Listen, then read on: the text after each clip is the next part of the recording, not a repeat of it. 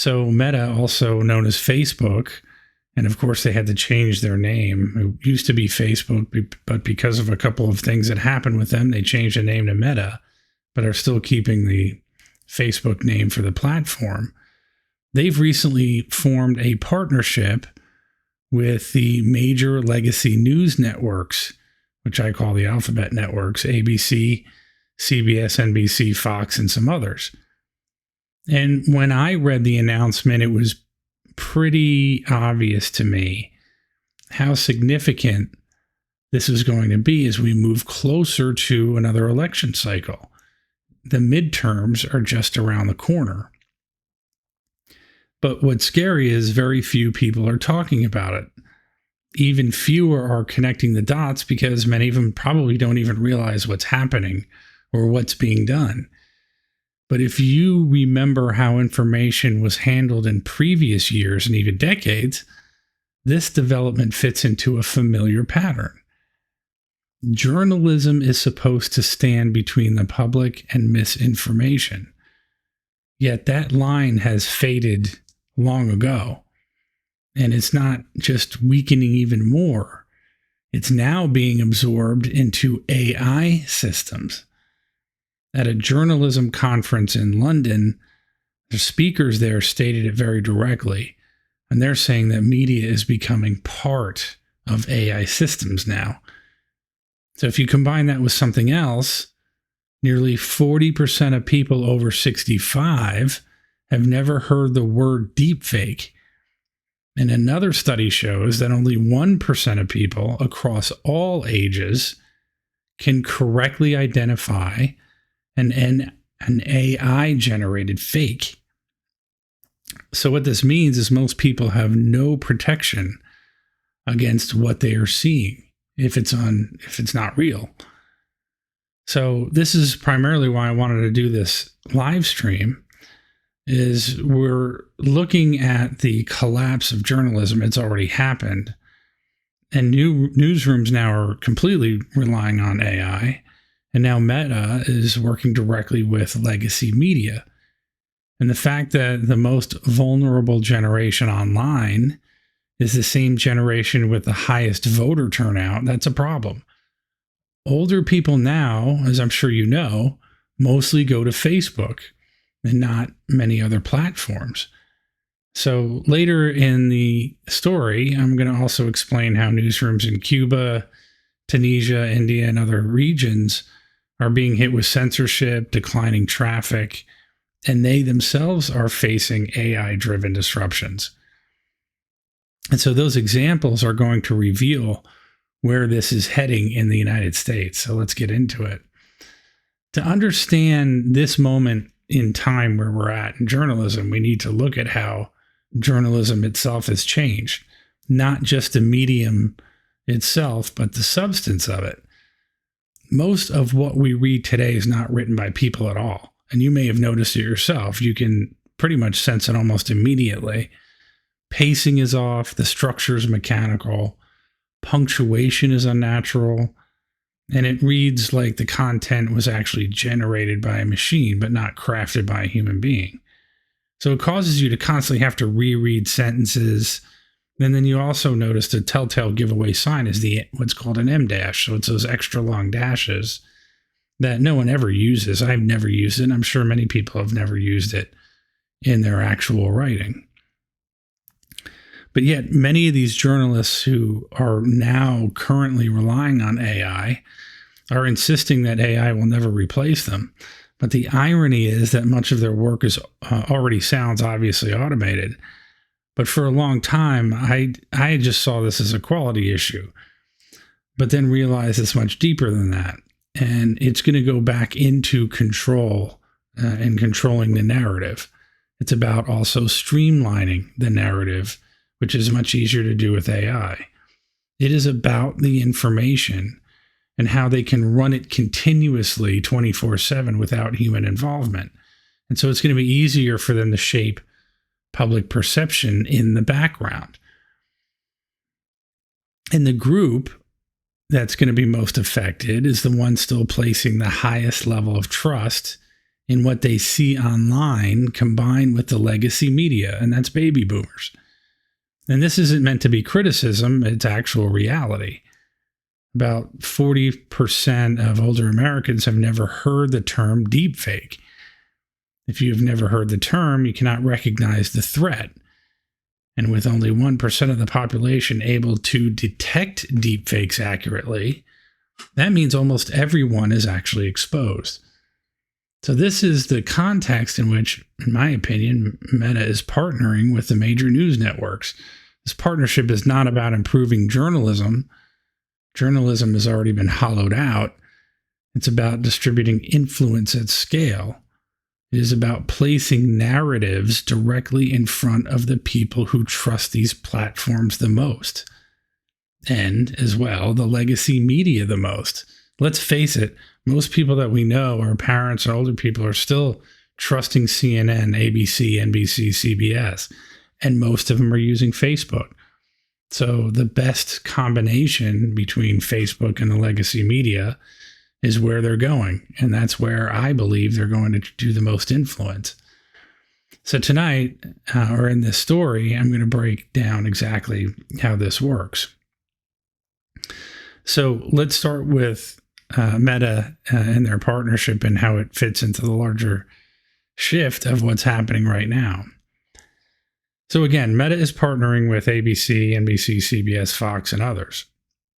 Now, if you remember years ago, viewers, and they're still doing it to this day, they are leaving cable news, in other words, cutting the cord, to escape these alphabet networks. Most of us wanted to get away from them. So what did they do? They moved to YouTube, Facebook, podcasts like Joe Rogan and the like, and other independent creators because they no longer trusted the alphabet networks.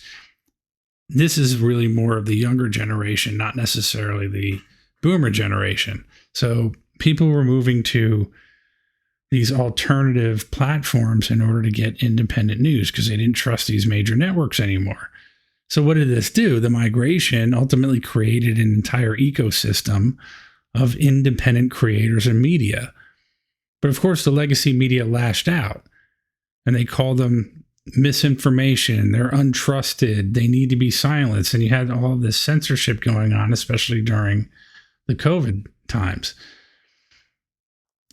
Now, those same networks are stalking the audiences they lost.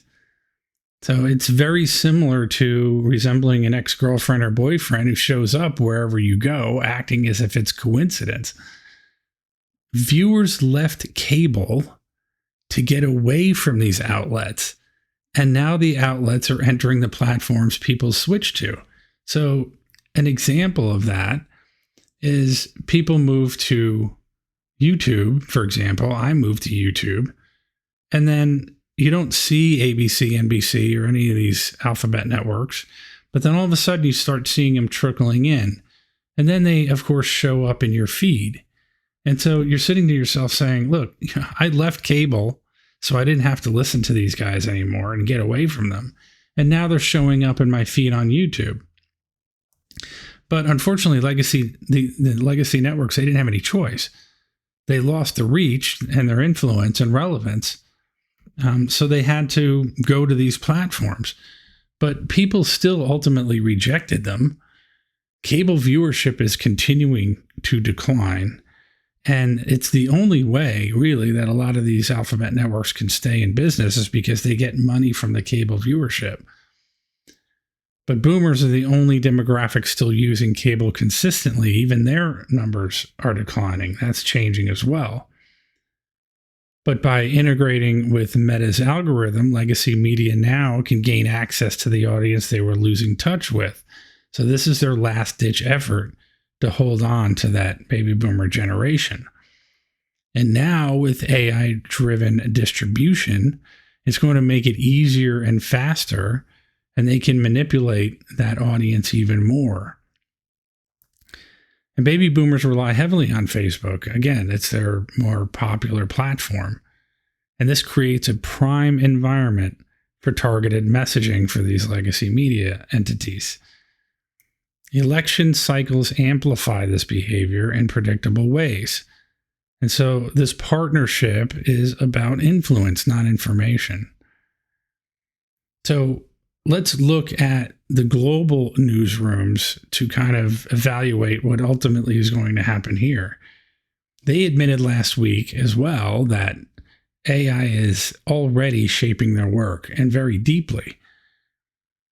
And in the journalism industry itself, they revealed something very important about where all this is heading.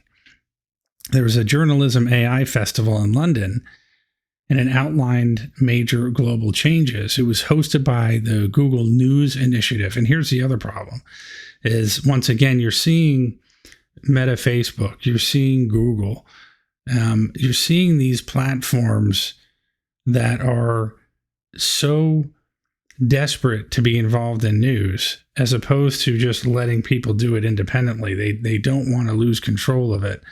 And so now you're seeing how much they're trying to retain that control. So Google News Initiative and the London School of Economics put this conference on. And these international newsrooms stated openly that media is becoming part of AI systems. They themselves are seeing massive traffic declines of 50 to 60% in multiple countries. Search engines are now summarizing news rather than linking to it. And I think that's part of the problems. You have a combination of this lazy way of writing things, but then also lazy news consumption. People are only reading the headlines, and that's a major problem. In Tunisia, independent outlets are being ordered by the government to suspend activity. And so what they're doing is they're trying to use AI to preserve its reporting. In Cuba, outlets are using AI tools to track currency fluctuations, which has to do with the black market, believe it or not, because citizens rely on accurate data in the black market in Cuba, being a communist country. Newsrooms in Africa, Asia, and Latin America are adopting AI for survival, not convenience. So they're losing journalists. People aren't getting paid as well. They're having to quit. So now they're turning to AI to keep those news outlets open. So this is a worldwide shift. This connects to something that has been changing for years. So remember when true investigative journalism required actually showing up in person. So when we actually watched interviews, reporters actually traveled. They interviewed major figures in person. They actually gathered firsthand information. They got on a plane and they went somewhere. Now all reporting is happening behind a computer. And we're seeing, once again, AI-generated articles are dominating all platforms. And this is low effort, and it's disconnected from real events. So independent creators were filling the gap where real reporting used to exist. So let's discuss the group most vulnerable to the shifts we've talked about. The boomers are experiencing the highest rate of online scams. And again, many have never heard of the term deepfake. So if you don't know what a deepfake is, you cannot recognize it. Only 1% of people can accurately detect a deepfake as a whole. So with voice cloning, impersonation, and political manipulation, this is going to increase much more rapidly. Now you combine this with Meta's partnership, this creates a high-risk environment. This is not criticism, it's recognizing a vulnerability that needs awareness. And this problem is not isolated to the United States. The Philippines is flooded with deepfake ads. India, South Africa, the US, the UK, they're facing coordinated deepfake campaigns. And there's no perfect detection system right now for it. There's a company called Invid, and they're considered one of the better options, but detection tools often lag behind new AI models. Those models are constantly updating very, very quickly. Newsrooms worldwide are overwhelmed. They don't have as many journalists, and the news is coming in rapidly, and they're having to compete with independent journalists. So AI is shaping news creation, distribution, and interpretation. So this is where I want to close this story. Everything we discussed, Meta's partnership with legacy media, the rise of deepfakes, the decline of journalism, and AI-driven distribution, leads to one conclusion. People can no longer be certain what is real. And this video is not about pushing fear or politics, it's about bringing clarity. Older generations do not know what deepfakes look like. Younger generations assume they can't be fooled. And newsrooms themselves are being restructured around AI systems. So someone has to explain this clearly. So here's the question I want you to answer in the comments. Do you trust any news organization to be transparent about how it uses AI? And if you want tools that can help you understand and navigate AI, check the description. I update the free resources daily, and the more that you understand, the harder it becomes for anyone to manipulate you. Now, before I keep going, I want to mention something quickly so you don't miss it later.